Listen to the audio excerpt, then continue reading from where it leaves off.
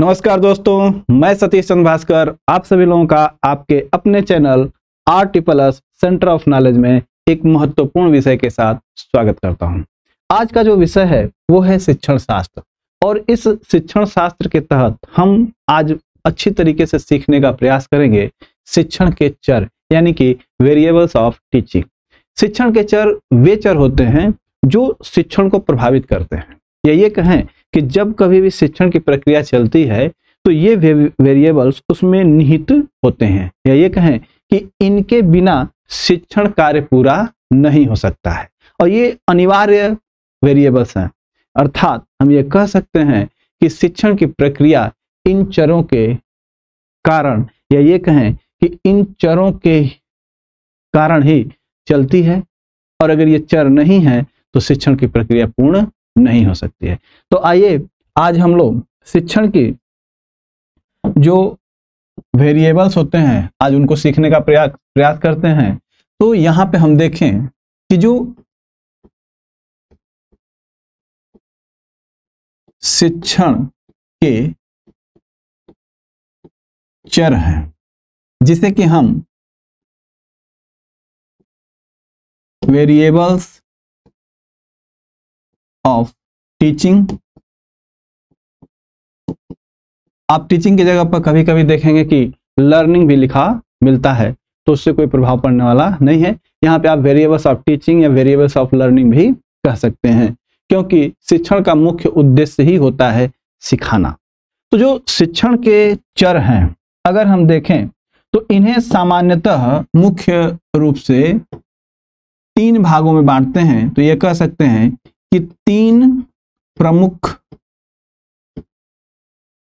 चर होते हैं शिक्षण में और अगर हम इसको इस तरीके से समझें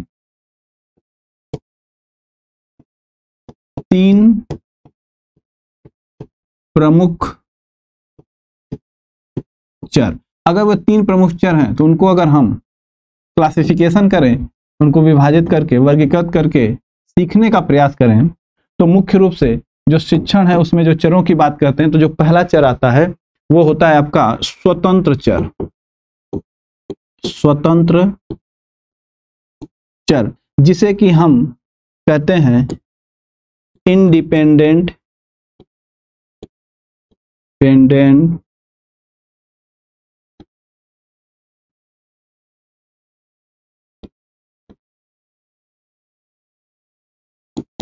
वेरिएबल्स।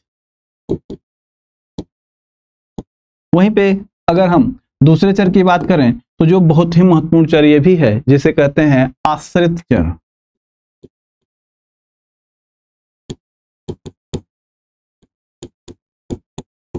आश्रित चर जिसे हम कहते हैं डिपेंडेंट वेरिएबल। Dependent variables.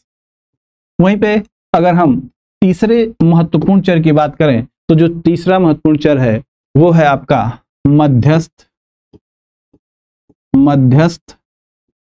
या हस्तक्षेप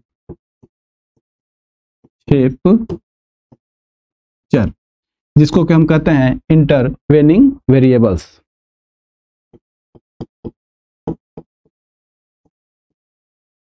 इंटरवेनिंग वेरिएबल्स। इस तरीके से देखें तो जो शिक्षण को प्रभावित करने वाले कारक हैं या शिक्षण इनके बगैर पूर्ण नहीं हो सकता उनको हम 3 भागों में बांट सकते हैं। एक है स्वतंत्र चर, एक है आश्रित चर और एक मध्यस्थ चर। अगर हम देखें कि जो आपका स्वतंत्र चर है इसके अंतर्गत हम किसको रखते हैं तो जो स्वतंत्र चर होता है यानी इंडिपेंडेंट वेरिएबल्स ये किसी के अधीन नहीं होता है, ये स्वतंत्र रूप से कार्य करता है। हाँ, लेकिन इसके ऊपर जिम्मेदारियां बहुत होती हैं। तो जो शिक्षण की प्रक्रिया चलती है उसमें जो स्वतंत्र चर होगा वो होगा आपका शिक्षक। तो यहाँ पे हम स्वतंत्र चर में शिक्षक को रखते हैं अर्थात टीचर को रखते हैं और ये जो शिक्षक होते हैं ये स्वतंत्र रूप से कार्य करते हैं। तो यहाँ पे हम एक महत्वपूर्ण बिंदु लिख सकते हैं कि स्वतंत्र चर के रूप में कार्य करते हैं। तो जो शिक्षक होता है वो स्वतंत्र रूप में या स्वतंत्र चर के रूप में कार्य करता है। वहीं पे अगर हम आश्रित चर की बात करें तो आश्रित कौन है? यहां पे देखा जाए तो जब शिक्षण की प्रक्रिया चलती है तो किसी दूसरे पर आश्रित है, यानी किसी दूसरे पर निर्भर है। तो शिक्षण की प्रक्रिया में जो दूसरे पर निर्भर होते हैं वो सामान्यतः अगर देखा जाए तो वो होते हैं आपके विद्यार्थी। तो यहां पे हम आश्रित चर में रखते हैं विद्यार्थी को। तो जो विद्यार्थी होता है वह आश्रित होता है। किसके ऊपर आश्रित है? वह एक शिक्षक के ऊपर आश्रित होता है। तो यहां पे हम एक बिंदु और लिख सकते हैं कि विद्यार्थी आश्रित चर होता है। वहीं पे अगर ये देखा जाए कि कौन मध्यस्थ या हस्तक्षेप चर होते हैं तो इस विषय वस्तु को अगर समझें कि जो शिक्षण है उसमें मध्यस्थता का काम कौन करेगा और किनके बीच मध्यस्थता का कार्य करते हैं, तो जो शिक्षक और विद्यार्थी होते हैं इनके बीच मध्यस्थता का कार्य करने का जो काम है वे कौन कौन से करते हैं? तो अध्ययन सामग्रियां होती हैं, विषय वस्तु पाठ्य विषय वस्तु होती हैं, और शिक्षक या ये कहें कि वहां का जो वातावरण होता है वह मध्यस्थ का कार्य करता है। तो इसको हम अगर लिखने का प्रयास करें तो यहां पे लिखेंगे शिक्षक और विद्यार्थी। शिक्षक और विद्यार्थी के बीच, तो यहां पे कहेंगे शिक्षक विद्यार्थी के मध्य अर्थात बीच मध्यस्थता का कार्य करता है। इस तरीके से देखें तो शिक्षण के जो प्रमुख तीन चर हैं, एक है शिक्षक, एक विद्यार्थी और शिक्षक और विद्यार्थी के बीच मध्यस्थता का कार्य करने वाला। अब यहाँ पे हम देखें कि जो शिक्षक होता है, अगर यहाँ पे समझने का प्रयास करें तो शिक्षक का क्या कार्य है शिक्षण की प्रक्रिया में, तो यह पूर्ण रूप से देखा जाए तो अधिगम की प्रक्रिया यानी सीखने का जो कार्य है उसको पूर्ण करने का काम करता है। तो जो शिक्षक है इसके बारे में कहा जाए तो यहाँ पे आप लिख सकते हैं यह पूर्ण अधिगम, यह पूर्ण अधिगम अनुभव प्रदान करने के लिए विभिन्न प्रकार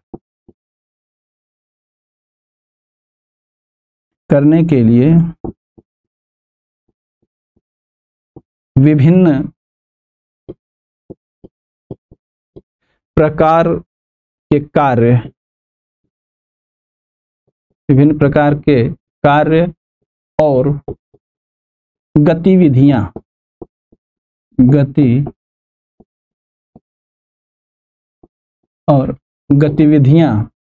जैसे कि नियोजन करना, व्यवस्था करना, गतिविधियों जैसे नियोजन, व्यवस्था,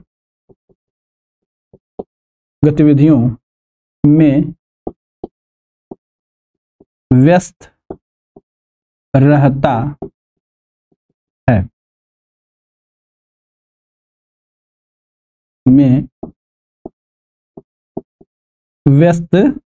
है, ठीक उसी तरीके से अगर हम आश्रित चर की बात करें तो हमने देखा कि यह आश्रित चर जो विद्यार्थी होता है यह शिक्षक पर निर्भर होता है। तो यहां पे हम समान तौर पर लिख सकते हैं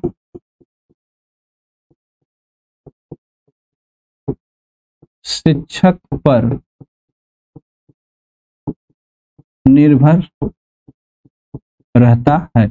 वहीं पे अगर देखा जाए कि जो मध्यस्थ या हस्तक्षेप चर होते हैं, जो शिक्षक और विद्यार्थियों के बीच में मध्यस्थता का कार्य करते हैं, वे कौन कौन से कारक हैं, तो यहाँ पे हम समझ सकते हैं। उन्हें देखा जाए तो इसमें अध्ययन सामग्री, अध्ययन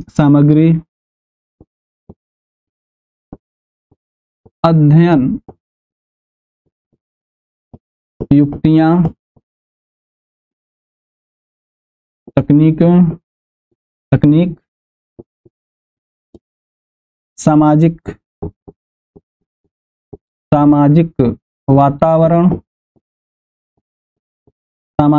वातावरण, शैक्षिक प्रबंध आदि इसके अंतर्गत रखा जाता है।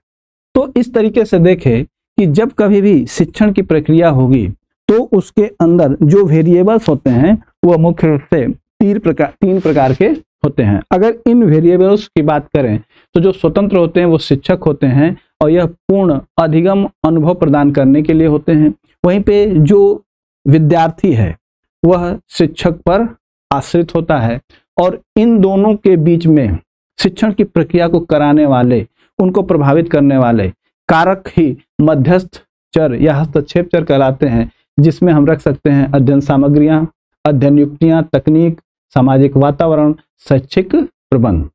इस तरीके से यहां से आपको सीटेट हो या यूपीटेट हो या केवीएस का हो, यहां से डायरेक्ट आपको क्वेश्चन मिलते हैं। इसका महत्व तो इतना है कि इसके बगैर शिक्षण प्रक्रिया नहीं चलती है, इसलिए केवीएस का एग्जाम हो, सीटेट हो, यूपीटेट हो, चाहे कोई भी शिक्षक भर्ती परीक्षा हो, वहां पे इनसे प्रश्न आने अनिवार्य है। आपसे पूछा जा सकता है कि निम्नलिखित में से बताइए कौन आश्रित चर है, कौन स्वतंत्र चर है, कौन आश्रित चर नहीं है। तो ये चरों, इनसे संबंधित चरों को दिया जाएगा और उसमें से आपको छांटना होगा। तो इससे क्वेश्चन बनना अनिवार्य है।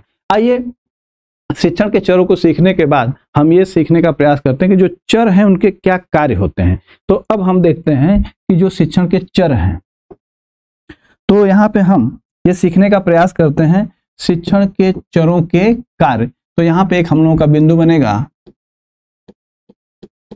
चरों के कार्य, जिसको कि हम कह सकते हैं functions of variable, functions of variable. अगर हम फंक्शंस ऑफ वेरिएबल की बात करें तो चरों के जो कार्य हैं उन्हें भी हम मुख्य रूप से तीन भागों में बांटेंगे। तो कहेंगे कि जो चरों के कार्य हैं वे तीन कार्य मुख्य रूप से पाए जाते हैं। तो यहाँ पर लिखेंगे तीन कार्य, यानी कि जो वेरिएबल्स होते हैं वो मुख्य रूप से तीन कार्य करते हैं। और वे तीन कार्य कौन कौन से होते हैं वेरिएबल्स के? तो चरों के मुख्य जो तीन कार्य हैं उन्हें हम तीन भागों में बांटकर समझने का प्रयास करते हैं। और यहां से ये इतना महत्वपूर्ण बिंदु है कि ये डायरेक्ट क्वेश्चन यहां से आते हैं। तो आप जब कभी भी शिक्षण की बात आती है तो शिक्षण में यहां से क्वेश्चन अनिवार्य रूप से आपको मिलेंगे।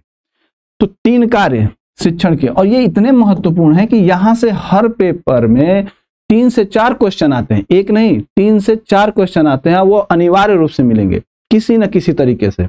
तो कैसे? तो जो तीन कार्य हैं उनको अगर देखा जाए तो सबसे पहला कार्य निदानात्मक कार्य, जिसे कि हम डायग्नोस्टिक फंक्शन कहते हैं। तो यहां पे लिखेंगे डायग्नोस्टिक फंक्शन,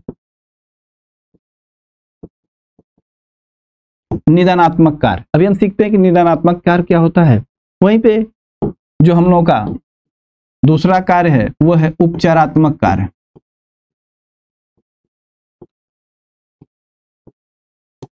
कार्य। जिसे हम कहते हैं प्रिस्क्रिप्टिव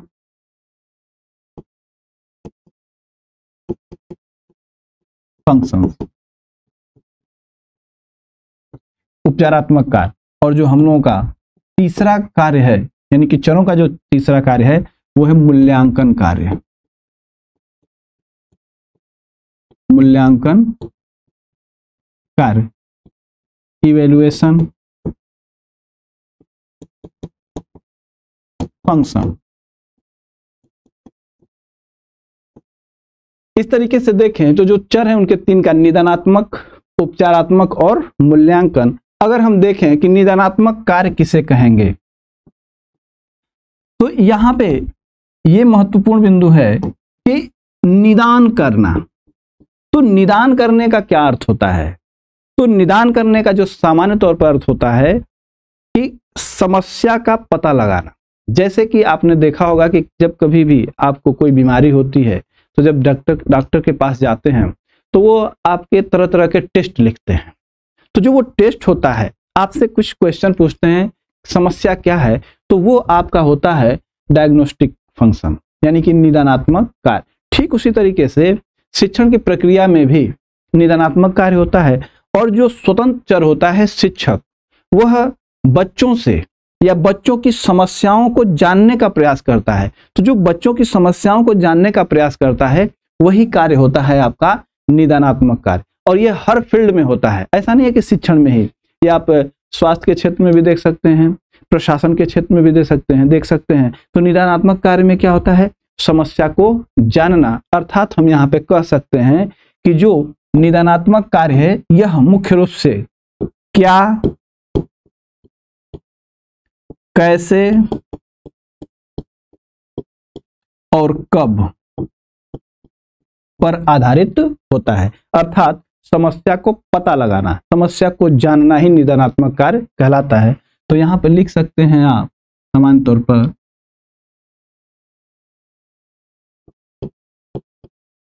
कमियों यानी कि समस्या, कमियों का पता लगाना निदानात्मक कार्य कहलाता है। अर्थात बच्चे के सामने या बच्चे को किस तरह की समस्या है, वह शिक्षक उससे प्रश्नों के माध्यम से, कुछ प्रोजेक्ट या कार्य देकर उन समस्याओं को जानने का प्रयास करता है। वहीं पे आप जब समस्या को जान जाते हैं, समस्या को समझ जाते हैं, तो फिर बच्चे का होता है उपचार, यानी कि अब उस समस्या को हल किया जाता है। तो जो दूसरा कार्य आपका होता है वो होता है उपचारात्मक कार्य। तो उपचारात्मक कार्य से संबंधित अगर हम महत्वपूर्ण बिंदु को रखने की कोशिश करें तो यहाँ पे लिखेंगे कि कमियों को दूर करना, कमियों को दूर करना जिससे वांछित परिवर्तन लाया जा सके। इसको इस तरीके से समझें कि बच्चे की आप समस्या को जान गए, बच्चा शिक्षण क्यों नहीं कर पा रहा है, अधिगम क्यों नहीं कर पा रहा है, उसके साथ जितनी भी समस्याएं हैं जब आप जान जाते हैं शिक्षक होने के नाते, तब उस कमी को आप दूर करते हैं। कमी को दूर करने का अर्थ है कि उस तरीके की शिक्षण प्रक्रिया अपनाते हैं, उस तरीके का शिक्षण शुरू करते हैं। और वो शिक्षण उसी तरीके का होता है, कैसा आप चाहते हैं कि बच्चे के अंदर ये परिवर्तन हो जाए। इसी को कहते हैं वांछित परिवर्तन। आप जैसा परिवर्तन चाहते हैं बच्चे के अंदर, वैसा परिवर्तन हो, उसे ही हम उपचारात्मक कार्य कहते हैं। स्वास्थ्य में देखिए कि आप डॉक्टर के पास जाएंगे तो वो डायग्नोस्टिक करता है, आपकी समस्या को जानता है, उसके बाद उस समस्या के आधार पर ही अब आपका उपचार यानी कि दवा चलाना शुरू करता है। तो ये है कमियों को दूर करना जिससे वांछित परिवर्तन लाया जा सके। वहीं पे आपका मूल्यांकन कार्य है। अब यह जो उपचार आपने किया है तो उसका रिजल्ट कितना मिला, वही है आपका मूल्यांकन कार्य।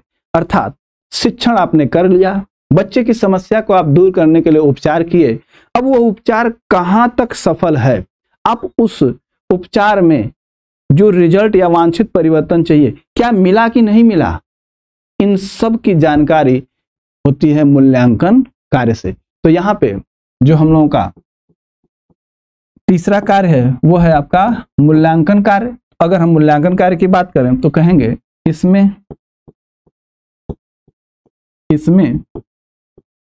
यह जाना जाता है कि विद्यार्थी के आचार व्यवहार में वांछित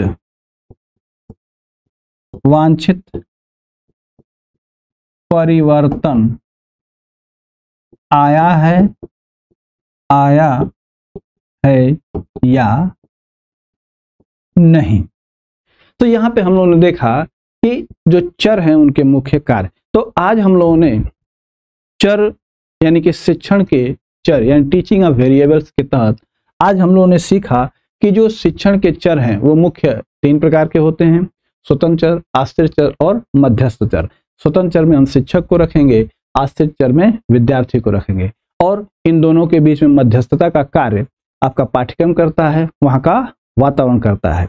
वहीं पे हम लोगों ने सीखा कि जो शिक्षण के कार्य हैं, तो शिक्षण के यानी कि 3 जो चर होते हैं, इन चरों के क्या मुख्य कार्य होते हैं।